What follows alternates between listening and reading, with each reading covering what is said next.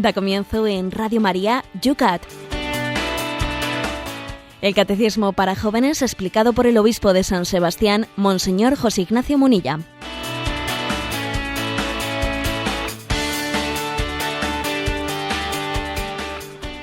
Buenos días, queridos amigos del Yucat. Comenzamos una semana más este espacio de radio que de 8 a 9 de la mañana, con la ayuda, los comentarios, la explicación que nos da el Obispo de San Sebastián sobre ese catecismo que nos dejó la Jornada Mundial de la Juventud, un día más. Comenzamos aquí, hoy ya, por fin, juntos desde San Sebastián, en un día que se nos anuncia lluvioso con 8 graditos. ¿Cómo está la cosa por Madrid, Cristina? Pues aunque aquí no anuncian lluvia, esta mañana nos ha llovido y tenemos 10 grados. Si es que para qué hablar del tiempo si nunca acertamos, Cristina.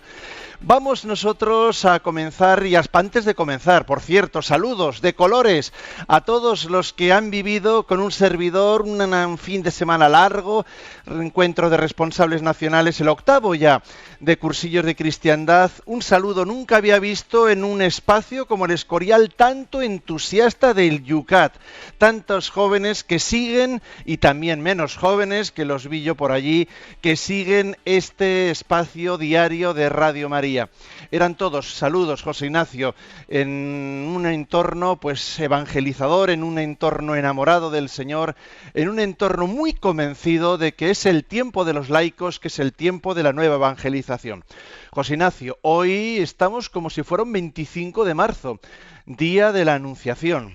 Pues sí, porque es que este año, el 25 de marzo, la fiesta de la Anunciación de la Encarnación coincidía en el lunes de la Semana Santa, y entonces la Iglesia, también un poco por motivos pedagógicos, ha trasladado esa fiesta de la de la Encarnación del Señor al día de hoy.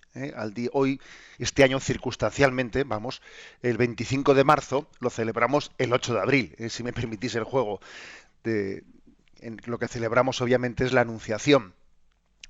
Son 9 meses los que faltan para el día de Navidad, y en muchos lugares en el día de hoy, generalmente ha solido ser realizado el 25 de marzo, pero en el día de hoy vamos a realizar, también lo tenemos hoy aquí en San Sebastián, en una Eucaristía a la tarde, a las 7 de la tarde, pues vamos a realizar una celebración en la que descubrimos cómo la encarnación de Dios nos revela, nos descubre el valor de la vida.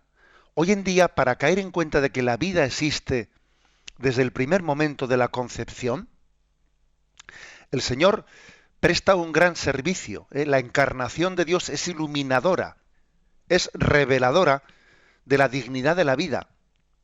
Porque si ese que se encarnó en el seno de María era el Hijo de Dios, no vamos a reconocer en él vida humana.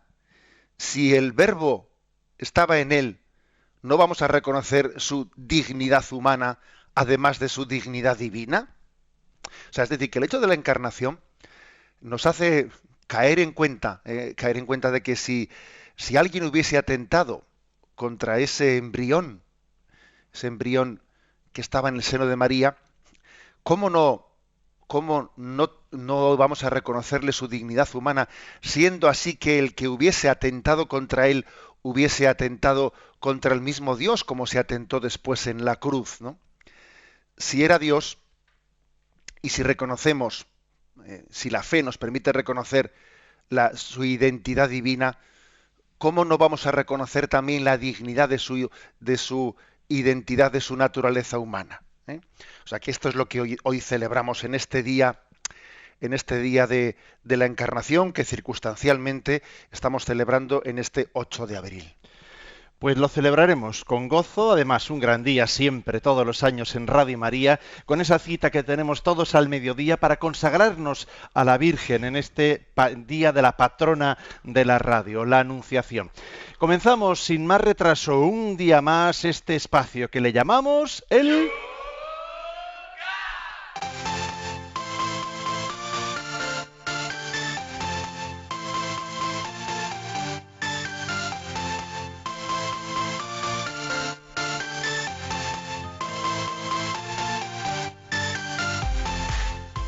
Y lo comenzamos como todos los días, echando una mirada a los días pasados, al día pasado. Este lo tenemos el viernes, ese que hicimos en conexión con Córdoba. Saludos para todos los que también nos escuchan desde Córdoba, Montilla, por todas las tierras de ese gran apóstol de Andalucía, de San Juan de Ávila. Y también lo hicimos en conexión desde el Escorial. Bueno, pues allí quedaron cosas pendientes y hoy aquí comenzamos este lunes retomándolas. Un correo electrónico nos decía así: estimados amigos, en relación con el tema de la libertad y la providencia de Dios, nos gustaría compartir con vosotros un ejemplo que creo que alguna vez usó San Cirilo de Jerusalén y puede ayudar a comprender el problema de quién actúa y hasta dónde en la actividad humana. Imaginemos que somos como un pez en el mar que puede ir de acá para allá libremente, hacer esto o aquello, etcétera, mientras permanezca dentro del mar. Lo que hace el pez puede decirse que lo hace igualmente el mar, ya que lo sostiene con vida y sin él no podría hacer nada. Además, si se sale del mar, en pocos minutos muere. Por tanto, la actividad es de ambos, pero es el mar quien sostiene al pez vivo, aunque éste no lo sepa. Un abrazo, Luis. Bien, como muchas veces suelo decir yo, los ejemplos son y no se pueden forzar pues hasta el final. Pero este ejemplo, que yo no lo conocía, de San Cirilo de Jerusalén, parece ser, pues bueno, pretende iluminar cómo nosotros estamos sostenidos por Dios y al mismo tiempo actuamos libremente. A mí me ha recordado este ejemplo, ese pasaje de San Pablo que dice: en él vivimos, nos movemos y existimos, como un pez en el agua, como un pájaro en el aire, ¿no? En Dios vivimos, nos movemos y existimos. Y claro, lo que enfatiza aquí este ejemplo de San Cirilo de Jerusalén es que el pez se mueve libremente por el agua, pero al mismo tiempo necesita del agua para moverse. Y así somos nosotros, ¿no? Que Dios nos sostiene en todas nuestras acciones, pero al mismo tiempo eres tú el que te mueves libremente. Y a nosotros nos cuesta conjugar ambas cosas. Suele ser uno de los motivos más frecuentes por los que se lanzan preguntas por parte de los oyentes para ver cómo conjugar, ¿no? Pues la providencia de Dios y la libertad humana. Y bueno, pues eso es algo que se nos escapa, ¿eh? Pero bueno, digamos que no se puede forzar hasta el final, ¿no? Este ejemplo del pez y el mar, pero sí sirve, sirve para decir: en Dios me muevo, sin Él yo no podría moverme, Él me sostiene, pero al mismo tiempo me muevo yo. Las dos cosas son ciertas, ¿no? Dios sostiene nuestro obrar, pero obramos al mismo tiempo nosotros, y ambas cosas forman parte de la fe, aunque luego nos falte la precisión de cómo poder conjugar eso y decirlo y poner una especie de línea fina de hasta dónde llega una cosa y hasta dónde llega la otra. Mira lo que nos dice César, dice: el que Dios escriba recto sobre renglones torcidos no significa que debemos de hacer renglones torcidos para que Dios escriba recto. Sí, bueno, la verdad es que me ha gustado esa expresión, porque recuerdo que en el último programa decíamos: a ver, Dios saca bienes de los males. O sea, Dios es capaz de sacar bienes de los males. Pero nosotros no debemos hacer nunca un mal para conseguir un bien. A ver, que eso es distinto, ¿eh? Es distinto. Pues, por ejemplo, pues a ver, pues una madre es capaz de que si un hijo ha tenido un momento de perder la cordura y ha cogido el jarrón chino del pasillo y lo ha estrellado y lo ha roto, porque ha cogido una rabieta, una madre es capaz en ese momento de, bueno, pues de haciendo, ¿no?, pues un ejercicio materno pues extraordinario, heroico, de acercarse a ese hijo, de calmarle, de educarle, aprovecha la burrada que ha hecho el chaval para ponerse a hablar con él, para sentarse, y para sacar un bien del mal, ¿no? Lo cual no quiere decir que voy a romper el jarrón chino para ver si mi madre... Hombre, por eso me parece que está bien hecha esta distinción de César, que dice: el que Dios escriba recto sobre renglones torcidos no significa que debamos hacer renglones torcidos para que Dios escriba recto. Porque no, porque a cada uno en esta vida le corresponde lo que le corresponde. Y a nosotros nos corresponde buscar el bien. ¿No? Y a Dios lo que, Dios lo que le corresponde, entre comillas, ¿no? Lo que Dios gusta hacer, pues es llevarnos a la plenitud del bien, partiendo de donde partamos, porque claro, ojalá podamos partir ya de un bien objetivo que lógicamente será mucho más fácil conducirlo al bien pleno que no de un mal del cual haya que rectificar, del cual haya que arrepentirse, del cual haya que reconducirlo, que no siempre es fácil, etcétera, etcétera. O sea, yo me quedo con esta expresión. El hecho de que Dios escriba recto con renglones torcidos no significa que nosotros tengamos que hacer renglones torcidos para que Dios escriba recto. Desde Cuenca, Lucía, me pareció entenderle en el último programa que el ideal cristiano no es anular las pasiones humanas, sino conducirlas a la santidad. ¿No hay en esto también una diferencia esencial con las espiritualidades orientales, el Zen, etcétera? Sin duda, hay una diferencia muy esencial y creo que Lucía ahí ha estado avispada, porque el ideal de esas espiritualidades del Zen, etcétera, es anular los deseos humanos. O sea, que el hombre, de alguna manera, en esas espiritualidades orientales, el deseo, el hecho de desear cosas, es el fruto, es la causa del sufrimiento. Entonces, el ideal, ese ideal oriental es no desees nada, quédate en un vacío. En el momento en que tú no desees nada, entonces es cuando alcanzarás la paz interior, etcétera. Es como un anular, ¿no? Anular la pasión humana, cosa que no es el ideal de Jesucristo. Uno ve el Evangelio y Jesucristo tiene pasión. Por ejemplo, en Getsemaní tuvo pasión por la vida. Padre, si es posible que pase de mí este cáliz. O sea, es decir, Jesús lucha por la vida, se debate con una y Jesús no está anulando esa pasión de supervivencia. No la anula. Lucha entre la voluntad del Padre y ese sentido de supervivencia. Entonces, el ideal cristiano no es anular las pasiones, sino que es conducirlas. Y el hecho de que alguien sea muy pasional, eso no es un obstáculo para la santidad, sino que tiene una gran potencialidad de ser santo si consigue que esas pasiones sean puestas al servicio, sean educadas por la razón, por la voluntad, a la luz de la fe, y sean puestos pues al servicio de la voluntad de Dios. Es mejor, o sea, es más fácil llegar a ser santo con una gran pasionalidad que sin ninguna. O sea, alguien que tenga, pues eso, ¿no? Como se dice así popularmente, alguien de cartón piedra. O sea, que no, es que eso es más difícil llegar a la santidad. La santidad supone también poner todas las energías humanas al servicio del reino de Dios. Me acuerdo que os puse el ejemplo en el programa de que a veces cuando se ve un chaval que es o sea, que pasionalmente es muy, muy vital, se suele decir, no sé qué va a salir, si terrorista o misionero. Y se pone ese ejemplo, se dice así medio en broma, pero claro, detrás de esa broma, no sé si va a ser terrorista o misionero. Se está descubriendo en él que tiene una gran pasionalidad, una búsqueda del bien, que, claro, si es bien educada será la santidad y si no será meramente su egoísmo. Claro, ahí está la clave en cómo educarlo, ¿no? Pero en sí, la pasión no es ni buena ni mala en sí misma, simplemente es un medio poderoso para llegar a un fin. Es un medio poderoso.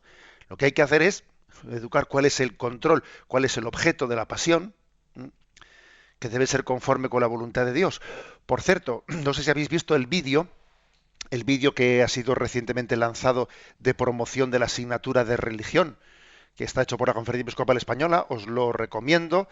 Pues sin duda alguna lo podéis ver también en las redes y le vamos a pedir a Esteban. Lo compartiremos en la página del Yucat. Que lo pongas en la página del Yucat para poder compartirlo.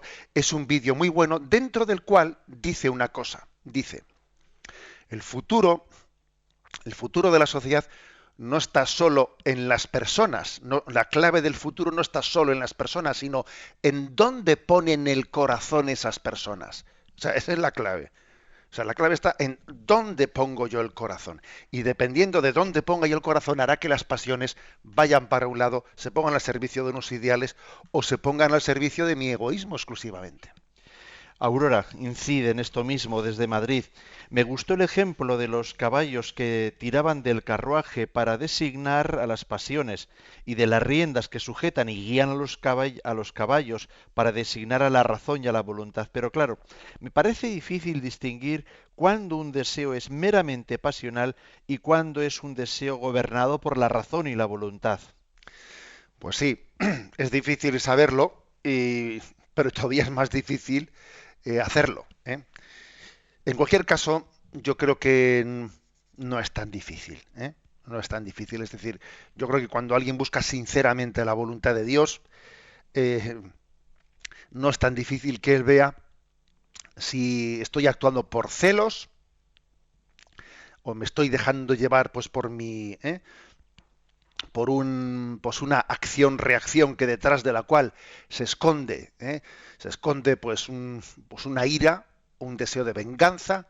Entonces, claro, a veces el deseo de venganza se intenta disfrazar del deseo de justicia, pero si tú escarbas un poco y te pones delante de Dios, dice, quita, no me engañes, que esta especie de ímpetu que me ha dado ahora mismo justiciero, lo que está haciendo es esconder mi deseo de venganza. Es decir, no es tan difícil desenmascarar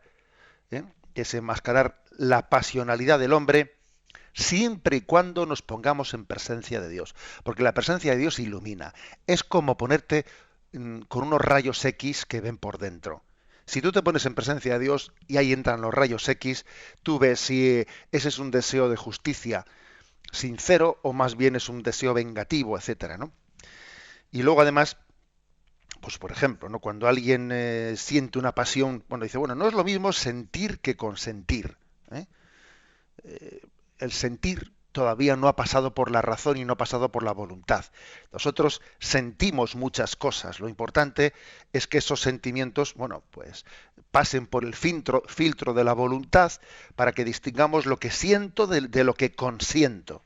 Porque en el fondo el acto moral no está en el sentir, sino está en el consentir, ¿eh? Aunque obviamente también hay que, desde el consentir o no consentir, vamos poco a poco educando a los sentimientos, ¿eh? Pero el acto moral no está en el sentir, el acto moral ya comienza donde hay consentir. Y terminamos con la pregunta que nos hace Francisco. Dice, ¿un católico puede utilizar el eneagrama? Seguro que es de una de las fotografías esas provocativas que ponemos en el Yucat en torno a las pasiones. Bueno, pues la verdad es que yo sé que dentro de nuestra cultura actual, pues hay una gran tendencia pues a hacer una mezcolanza de todo. Hay una gran tendencia a hacer una mezcolanza, hacer un sincretismo, un poquito de esto, un poquito del otro, un poquito de más allá, y como si todo fuese compatible, Pero lo cierto es que la Santa Sede, en un documento que creo recordar que se llamaba Jesucristo portador del agua de la vida, en el que hizo una reflexión sobre la nueva era, y hablaba ahí de la multitud de fenómenos pues que hoy en día son indiscriminadamente no utilizados, como que todo es bueno para el puchero, ¿no? Y ahí se va metiendo todo y todo.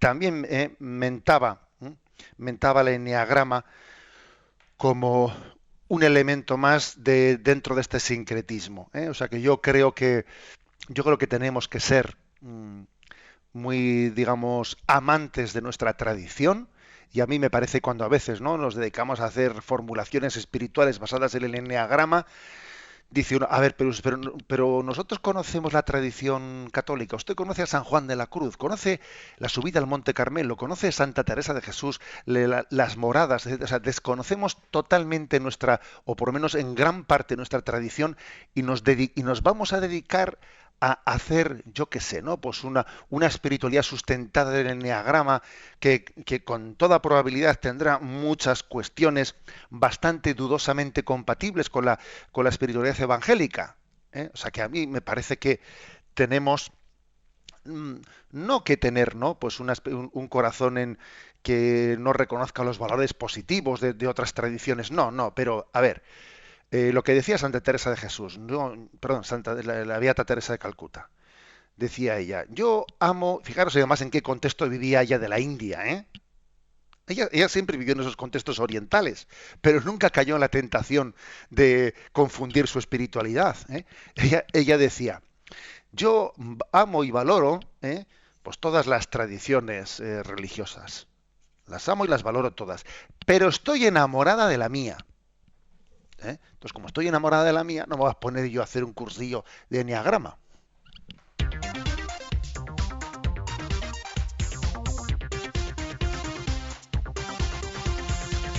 Son las 8:21, 7:21 en las Islas Canarias. Sintoniza Radio María. Estamos en el programa YouCat. Y vamos con los puntos 4 que queremos tratar hoy, a ver si somos capaces. Vamos con el primero, el 925. ¿Qué es la conciencia? A ver, que le han bailado a Esteban los números. El 295, no 925. 295. ¿Qué es la conciencia? Dice, la conciencia es la voz interior en el hombre que le exige hacer el bien y evitar el mal. Es a la vez la capacidad de poder diferenciar entre el uno y el otro. Es la conciencia que es testigo de la verdad, en la conciencia que es testigo de la verdad, Dios habla al hombre. La conciencia es comparada con una voz interior en la que Dios mismo se muestra dentro del hombre. Es Dios quien se hace perceptible en la conciencia cuando decimos, esto no puedo conciliarlo con mi conciencia. Para un cristiano quiere decir, esto no lo puedo hacer en presencia de mi Dios creador. Por fidelidad a su conciencia, muchas personas han ido a la cárcel y han sido ejecutadas.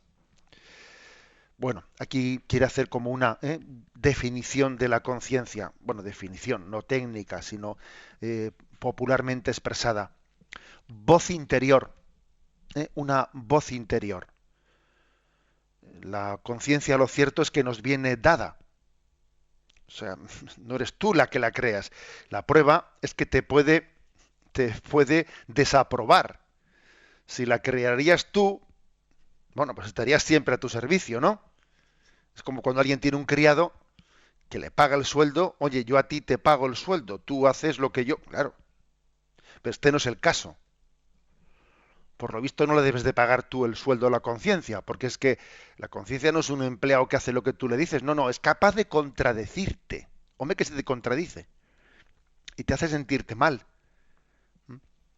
Luego, digamos, la conciencia, por una parte, ¿no? me permite, o sea, me ayuda, me exige distinguir entre el bien y el mal, me exige hacer el bien y evitar el mal, diferenciándolo y no únicamente en teoría, sino en la práctica, yendo por un lado. O sea, la conciencia no se limita a una discusión teórica.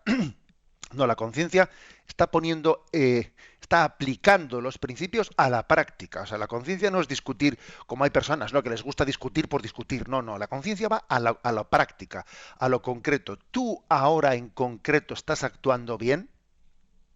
Es como la aplicación, ¿no?, de los valores o de los ideales a tu caso concreto.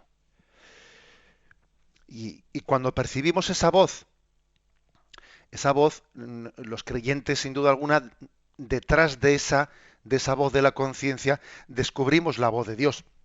Existiría la posibilidad, ¿no?, de quien no crea en Dios, de descubrir que existe la conciencia.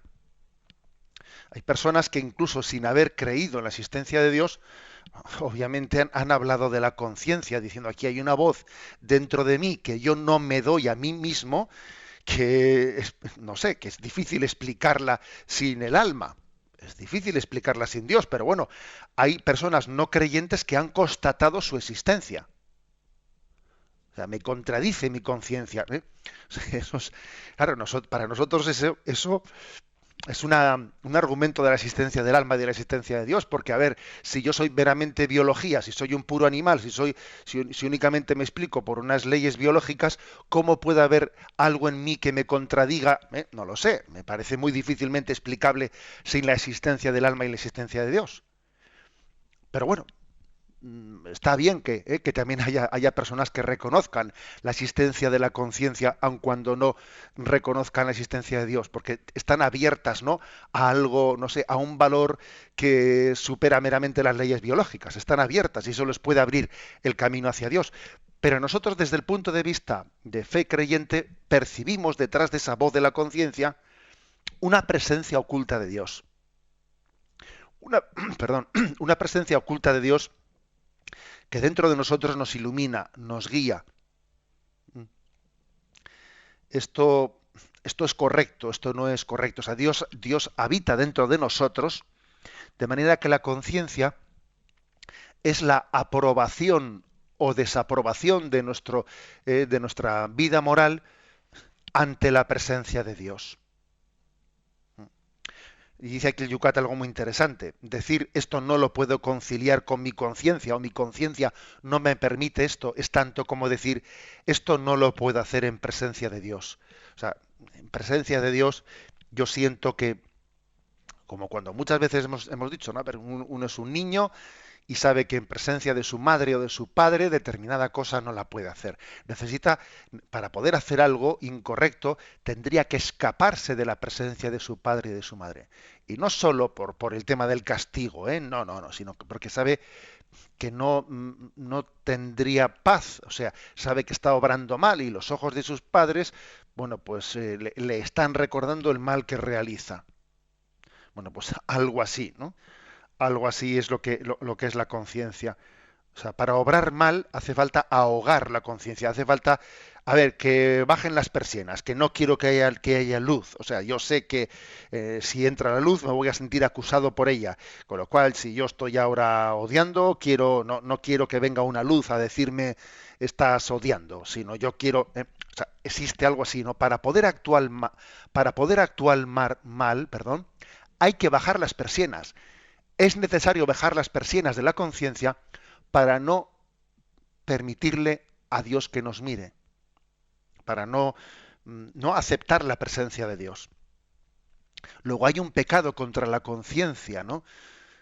Un pecado contra la luz de la conciencia, detrás del cual lógicamente hay un pecado que es ofensa al amor de Dios, ¿eh? Pero es algo así como si el hombre dijese cuando peca contra su conciencia, que apaguen esa luz que me molesta, que bajen las persianas.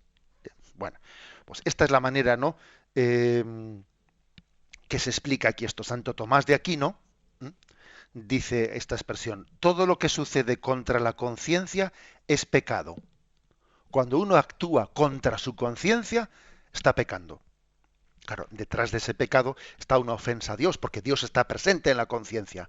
O sea, que no es que sea... A ver, entonces, ¿qué pasa? ¿Que el pecado qué es? ¿Actuar contra la conciencia o actuar contra la voluntad de Dios? No, es que detrás de uno está el otro. Y se puede decir perfectamente lo de Santo Tomás de Aquino: todo lo que sucede contra la conciencia es pecado. Y también podemos añadir, y siempre que actuamos en contra de la conciencia, estamos ofendiendo el corazón de Dios. Estamos ofendiéndole. Bien, damos un paso más al siguiente punto.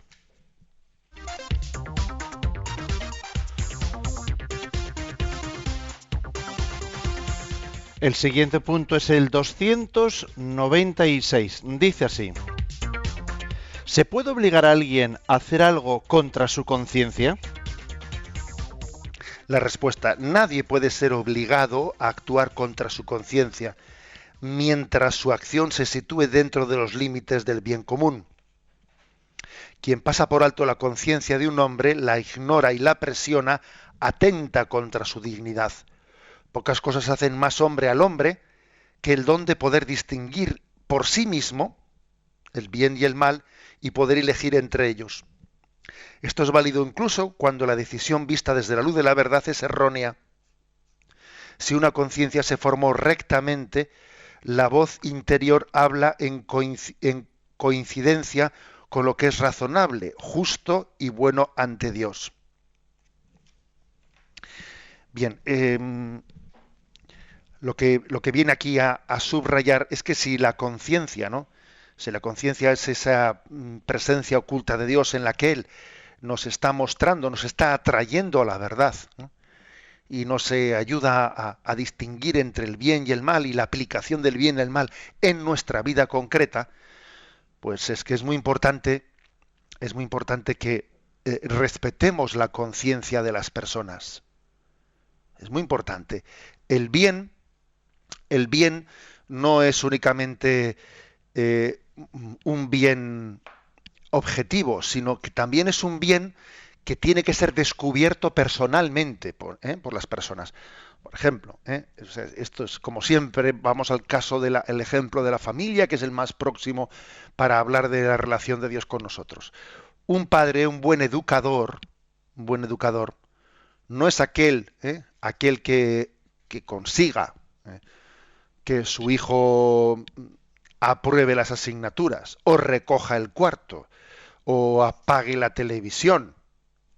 No, es decir, el objetivo no es únicamente que lo haga, o sea, que de facto la televisión quede apagada, no, sino que el buen educador, es el que hace hacer, es decir, el que consigue que su hijo descubra que tiene que apagar el televisor, el que consigue que su hijo descubra que tiene que esforzarse y estudiar, el que consigue que su hijo descubra y lo haga.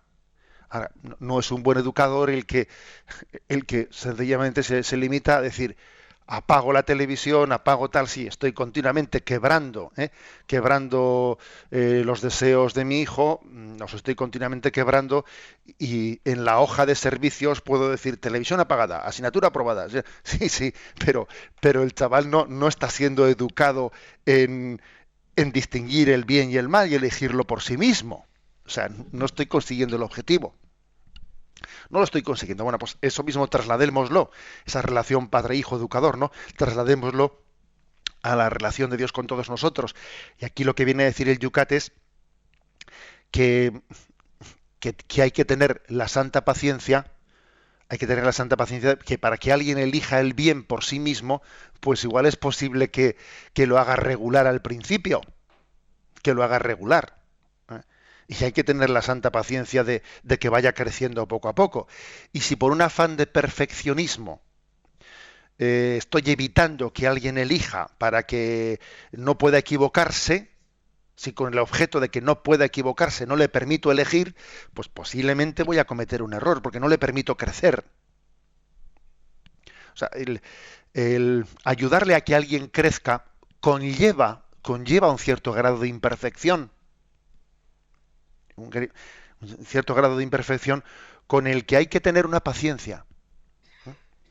Lógicamente, las cosas tienen un límite, porque uno puede, pues, elegir cosas equivocadas que no son consentibles, porque pueden hacer daño a terceros. Bueno, por supuesto, todo es matizable, todo es matizable. Pero aquí lo que el Yucat está afirmando es la importancia de que se trata de que crezca el hombre íntegramente, y entonces tiene que crecer en libertad, para que su acto moral sea bueno. No vale que elija el objeto bueno, sino que lo elija en libertad. De lo contrario, no hay un acto moral humano. Y en ese sentido la visión cristiana da un gran respeto a la libertad, que tiene que ser educada, que tiene que ser acompañada, pues para que no sea errónea, claro, para que no sea errónea, para que sea una conciencia recta, pero al mismo tiempo eso supone por parte del pedagogo, que obviamente en última instancia es Dios, supone una gran misericordia y un amor al hombre en sí mismo, supone un deseo de que el hombre crezca en dignidad a imagen y semejanza de Dios.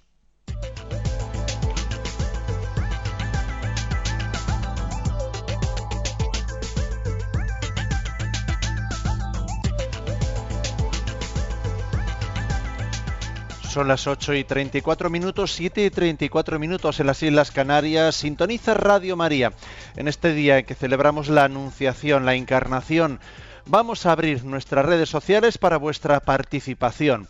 Lo podéis hacer en los canales habituales. En Twitter no tenéis más que hacer vuestra pregunta citando a @obispo Munilla. En la página de Facebook la encontráis enseguida, la de este programa, Yucat Radio María. También podéis mandar un correo electrónico a yucat@radiomaria.es, y también tenemos abierto para todos vosotros el teléfono de Radio María. Para participar en directo, 91 153 85 50.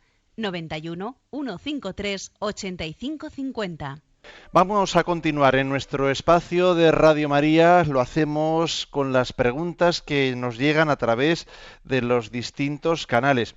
Por ejemplo, al yucat@radiomaria.es nos llega Ramón, nos dice: durante esta Pascua escuché a un sacerdote decir que la resurrección no fue física sino espiritual. Por este motivo los discípulos no lo reconocieron al Maestro. También dijo que nosotros no le veremos físicamente a Jesús, sino que será una experiencia espiritual. ¿Esto es verdad?, pregunta. Me parece un lenguaje peligroso y poco conjugable con la tradición católica. Y me parece, claro, las cosas hay que verlas en su contexto, porque siempre alguien te cuenta algo que ha oído y, en fin, siempre puede estar un poco trasladado deficientemente, ¿no?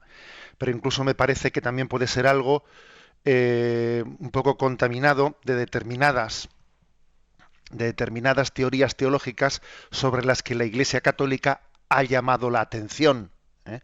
No hace mucho tiempo también la Conferencia Episcopal Española emitió una nota aclaratoria sobre un autor gallego, Torres Queiruga, que no es únicamente un autor a título particular, sino pues una cierta tendencia que viene a explicar la resurrección de Jesucristo, bueno, pues como algo que tiene lugar meramente en el ámbito interno de la conciencia de los apóstoles, ¿no? Ellos sienten que Jesús ha resucitado, y en eso consiste la resurrección, ¿no? En su convicción interior de que el resucitado, de que Jesús no puede haber sido vencido por la muerte, sino de que Él es tan grande, de que Él tiene que estar por encima de la muerte. A ver, eso no se compagina en absoluto con la visión, o sea, con el relato humilde y transparente del Evangelio, que habla de que el sepulcro estaba vacío.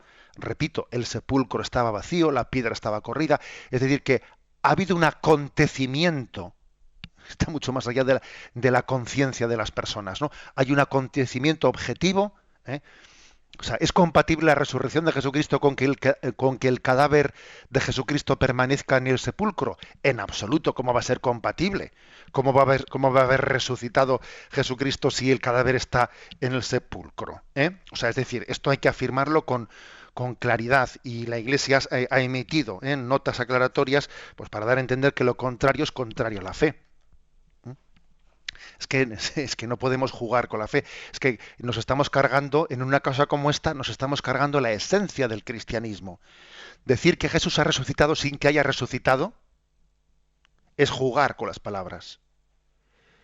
Además es que es confundir, ¿no? Es convertir la fe en una neurosis, es pensar que la fe cristiana está basada en una sensación interior. ¿Pero qué sensación interior, no? Y además vemos claramente que los apóstoles no eran unas personas más bien crédulas, que es todo lo contrario, eran más bien incrédulos, y es el acontecimiento objetivo del sepulcro vacío, etcétera, el que entró en el sepulcro, lo vio vacío, vio las vendas en un lado, y entonces vio y creyó. Es que más claro agua. Es que el Evangelio, fijaros el Evangelio de ayer de Tomás: porque has visto, has creído, trae tus manos, toca mis llagas, mira el agujero de mis clavos, porque has visto, has creído. Dichosos los que crean sin haber visto. Los apóstoles son fundamento en la fe en la Iglesia porque han sido testigos de la resurrección, porque han visto y tocado al resucitado. Dice el Hechos de los Apóstoles: nosotros, los que hemos comido, los que hemos bebido con él después de la resurrección. O sea, él ha tenido la misericordia de dejarse ver, tocar, palpar, de comer con los apóstoles. Y eso que obviamente, pues un cuerpo resucitado en sí está más allá de las leyes de la materia, pero sin embargo ha tenido la misericordia de dejarse tocar y palpar precisamente para sacudir nuestra incredulidad, ¿eh? Luego, vamos, no estoy juzgando ese caso concreto que expone el oyente, porque es que hay que escucharlo directamente para poder juzgar a una persona, pero sí que hay que tener cuidadito con estas teorías que se nos infiltran, que son totalmente contrarias, pues, a la fe católica. Vamos a dar paso a Cristina, que tiene algunas preguntas de los oyentes. Buenos días, monseñor. Pues la primera es de Santos de Colmenar Viejo. Quiere que le dé unas pautas para poder ayudar a una persona que tiene una conciencia escrupulosa. ¿Cómo poder educar esa conciencia para que no le parezca todo pecado, para que no viva con esos escrúpulos? Y después tenemos otras 2 preguntas, si quieres se las hago después. De acuerdo. Vamos brevemente porque se nos pasa el tiempo. A ver, el educar a las personas que son tentadas de escrúpulos es algo duro, que exige mucha paciencia, porque las personas escrupulosas no suelen distinguir entre el sentir y el consentir. ¡Ay, qué sentido esto! Ya he pecado. A ver, que es que no es lo mismo sentir que consentir, ¿eh? Entonces, quizás ante una persona escrupulosa que está en una crisis fuerte, tiene que haber un voto de confianza, ¿eh?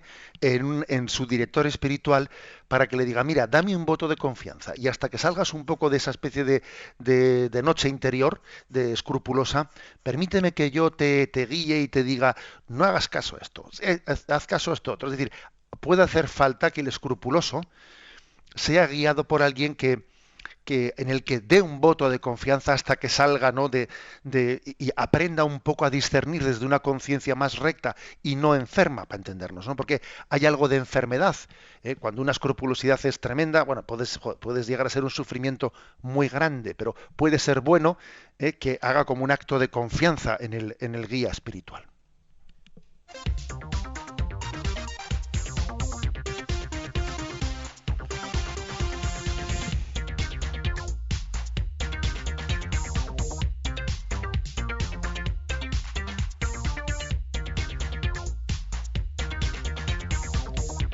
Continuamos con nuestra siguiente pregunta, la 297. Nos quedan 2 todavía, son muchas las preguntas que hay en el tintero, pero vamos a intentar ser fieles con nuestro programa.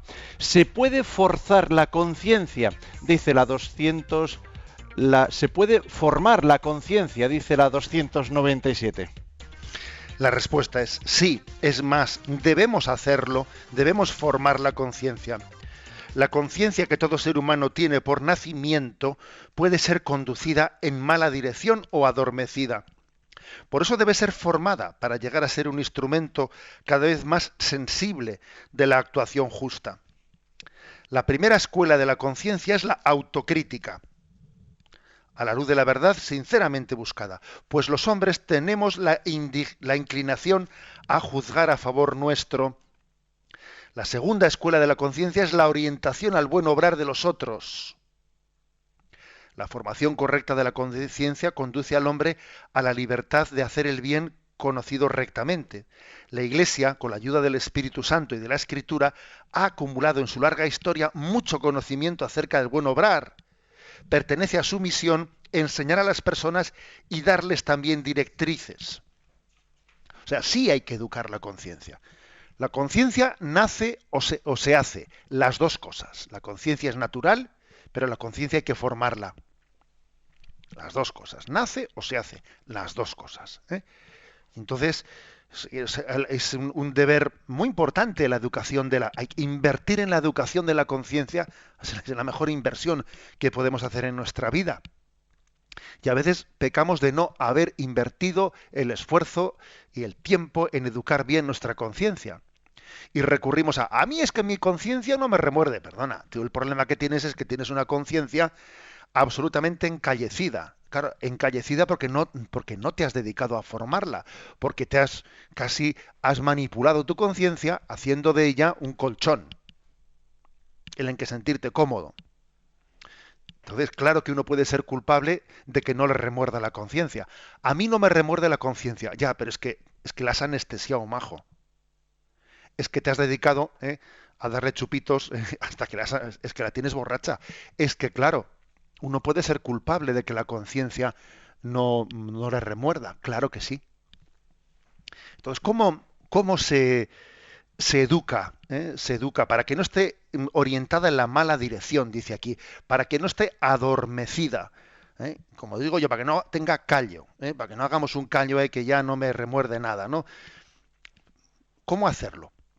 Y aquí el catecismo da dos consejos. Primero, autocrítica. Es decir, que uno tiene que ser autocrítico, que tenemos una tendencia tremenda, lo que dice el Evangelio, a ver la mota, al ver la paja en el ojo ajeno y nos tragamos una viga que no tenemos en el nuestro. Dice, hipócrita, quítate primero la viga de tu ojo y entonces verás la paja en el ojo ajeno. Si es que el Evangelio es muy sabio. Si es que el Evangelio es muy sabio. Si es que, claro, para poder educar la conciencia lo primero es tener una tendencia autocrítica. O sea, a no estar siempre excusándonos. Es que a veces recurrimos a la conciencia para excusarnos. Y la conciencia, en principio, está más para acusarte que para excusarte. Bueno, tampoco quiero contraponer una cosa contra la otra, porque en el fondo el bien moral está todo unido. Pero tenemos que tener más prontitud a acusarnos que a excusarnos. ¿Por qué tenemos que tener más prontitud a acusarnos que a excusarnos? Porque ya existe una tendencia en nosotros a excusarnos que no veas tú. O sea, que tú procura incidir en lo otro, que eso sale por sí. Lo de excusarse, un niño para decir yo no he sido, vamos, es que eso casi es capaz de decirlo antes de empezar a hablar. Esa tendencia a excusarte, que es la tendencia de Adán y Eva, no, yo no he sido, ha sido este. O sea, esa tendencia es que, oye, es curioso, lo del pecado original es que nos va en los genes, oye. Un niño casi antes de que empiece a saber, ya se está excusando. Yo no he sido, yo me escaqueo, yo. Por eso es muy importante para educar la conciencia, educarnos en una conciencia autocrítica. Eso es una joya, ¿no? Y en segundo lugar, aparte de la autocrítica, es aceptar la orientación de los demás para el buen obrar. Es decir, yo no soy un autodidacta, es que también para poder ser autocrítico, uno necesita también dejarse guiar por los consejos de los demás. Es que la Iglesia ha acumulado en su historia mucha experiencia acerca del bien obrar. Entonces, yo tengo que estar abierta a toda la experiencia de la Iglesia, de los santos, de la tradición. Es que yo no puedo prescindir de todo eso para buscarme yo por mi cuenta un camino.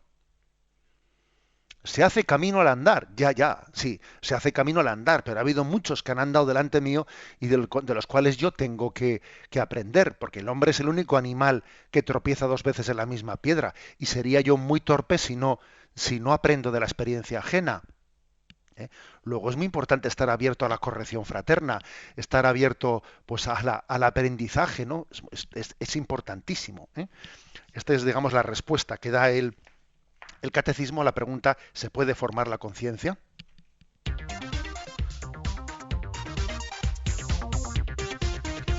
Y damos el último paso del programa de hoy, la cuarta y última pregunta, el 298.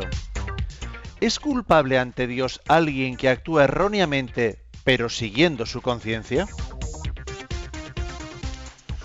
Y responde, no.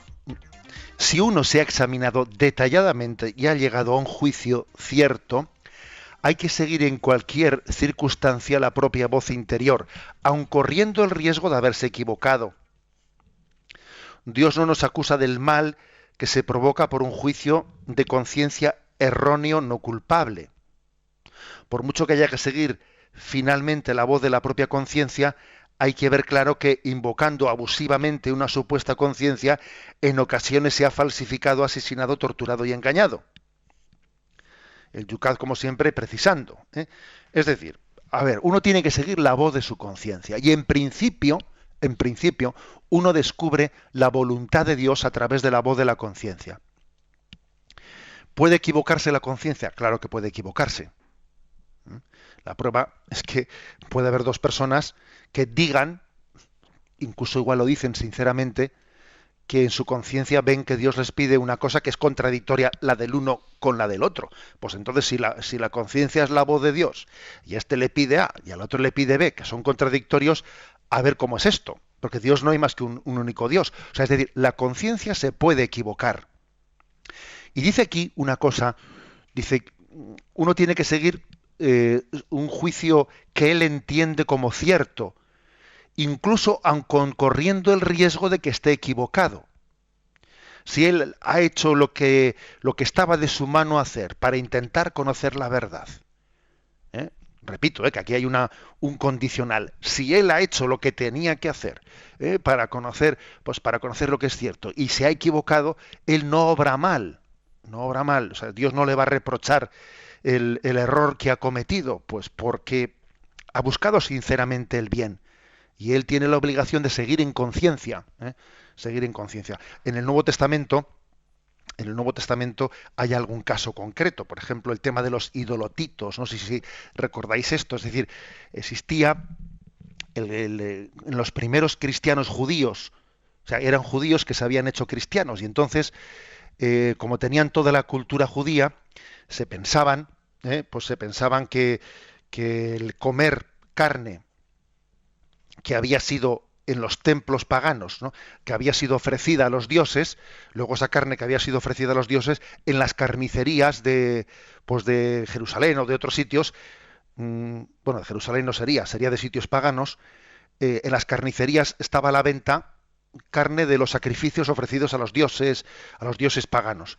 Y entonces, claro, los cristianos, los judíos decían, no, por Dios, comer esa carne es abominación, etcétera, ¿no?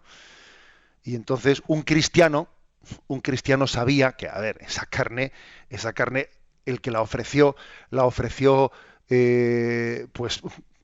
equivocadamente, pensando que ese Dios al que estaba sacrificando pues era un Dios verdadero, pero ahora está aquí en el mercado, yo esa carne la puedo comer, la puedo comprar y comer, porque el hecho de que yo coma esa carne, desde luego no participa del error de quien, o sea, no, quiero decir que los cristianos sabíamos que esa carne no conllevaba una complicidad. Comprar de esa carne en una carnicería no conlleva una complicidad con el que hizo ese sacrificio, pero los judíos pensaban que sí. Entonces, si uno pensando que es incorrecto comer esa carne, la come, está pecando. Porque él piensa que es incorrecto, y pensando que es incorrecto la está comiendo. Está pecando porque está actuando en contra de su conciencia, y eso que en sí mismo no está haciendo nada malo, pero es que él piensa que es malo y está actuando contra lo que está haciendo. Me explico, es un caso concreto en el que tenemos que darnos cuenta que puede ocurrir que alguien no esté haciendo nada malo y sin embargo está pecando porque él piensa que está haciendo algo malo. O sea, aquí la clave también está un poco en referirnos a la fidelidad a la propia conciencia. Pero claro, él termina diciendo el Yucat que volvemos al anterior, que es muy importante educar bien la conciencia, porque claro, lo lógico es que la conciencia no solo sea subjetivamente cierta, sino también objetivamente correcta. De lo contrario, como en nuestra vida procedamos con mucha frecuencia equivocadamente, pues al final nos armamos un lío que eso es infumable. Es importante educar bien la conciencia para que no solo sea subjetivamente cierta, ¿no?, sino para que también sea objetivamente recta.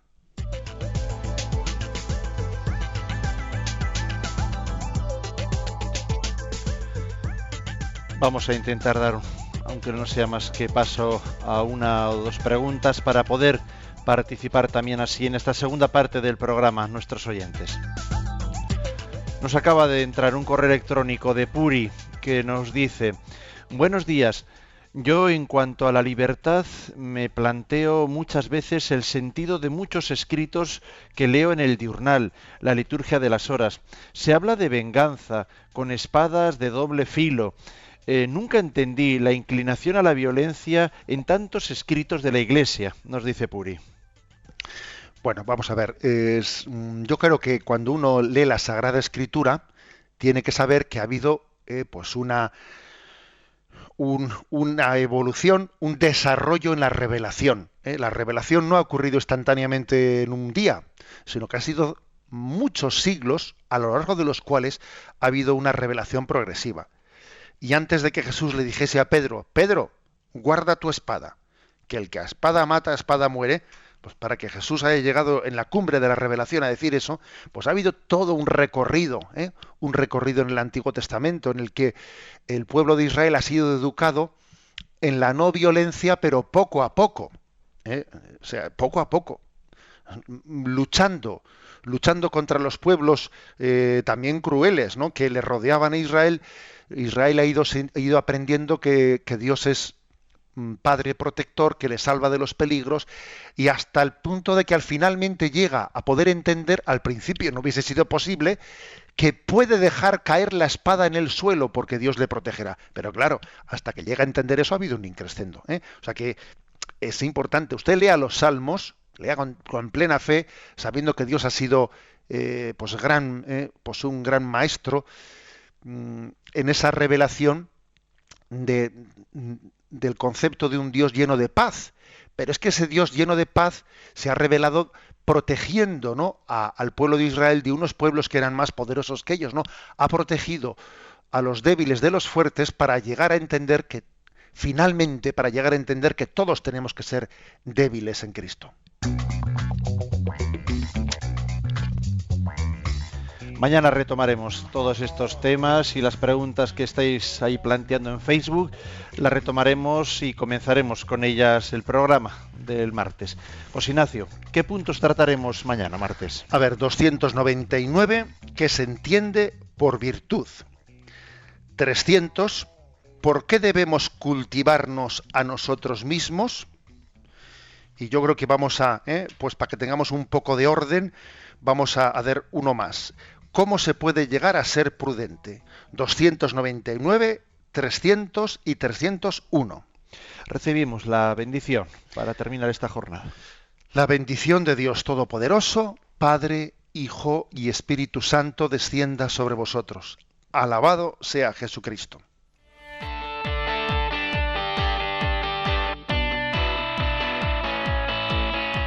Finaliza en Radio María, Yucat, el Catecismo para Jóvenes explicado por el Obispo de San Sebastián, Monseñor José Ignacio Monilla.